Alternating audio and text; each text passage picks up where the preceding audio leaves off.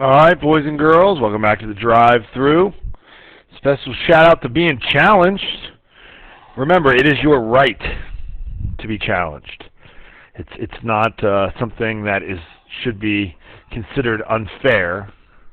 The people that don't get challenged at a young age, they're the ones that really, really get shortchanged. Okay, speaking of the devil, challenging problem. We got a right triangle, and let's see, it says the legs are x, well that's easy, 3x plus y, two variables, and 4x minus y, okay? And it wants the ratio of x to y. So when this is all said and done, we should have x divided by y equals, and it might be a number, and it might be something involving x and y. So we'll just have to see. But there's only one equation we can start with, and that's x squared plus 3x plus y squared equals 4x minus y squared, okay? Remember that you can just FOIL this if you need to. Eventually, when you're back in Algebra 2, hopefully you're fast enough at this that you don't really need this step, but it's not a race, especially if you're getting it wrong. Okay? So we get x squared plus, first, 9x squared. Outside, 3xy. Inside, 3xy. So that gives us 6xy. And then last. And if you don't understand how I got this 6xy, pause the video and just FOIL it. Write everything out, and it should make sense. This will be 16x squared. You got minus 4xy, minus 4xy. That's a minus 8xy. And then plus y squared. Okay, we want x over y. So obviously we'll start by combining like terms. 10x squared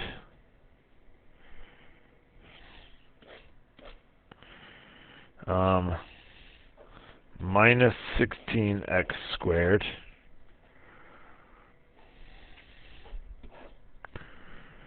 nice. Look, the y squareds are gone, right?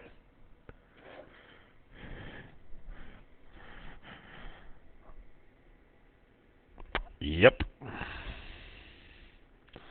Okay, so that's going to be negative 8xy minus 6xy. So that's going to be,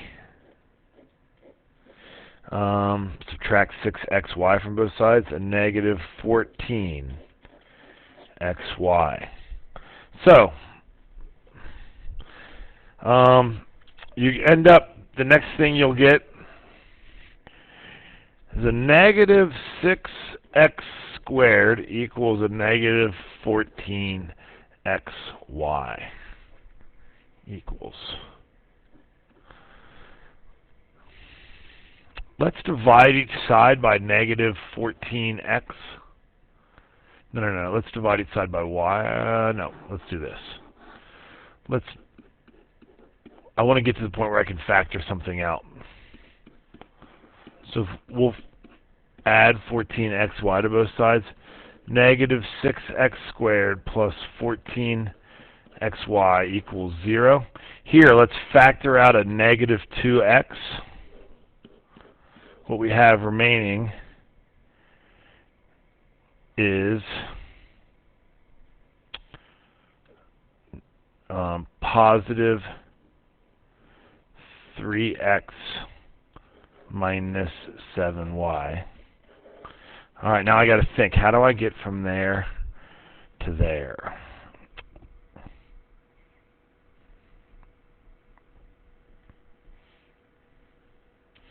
Well, I know that I can't just necessarily divide each side by a negative 2x because you're not allowed to divide by 0. However, in this case, x represents the side of a triangle and of a right triangle, and therefore cannot be 0. So I'm going to rock that out. This is still just 0. So you end up getting a 3x minus 7y equals 0. So 3x equals 7y. Divide each side by y. You get 3x over y equals 7.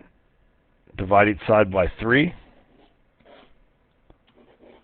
And you get x over y is 7/3. And I hope that's right.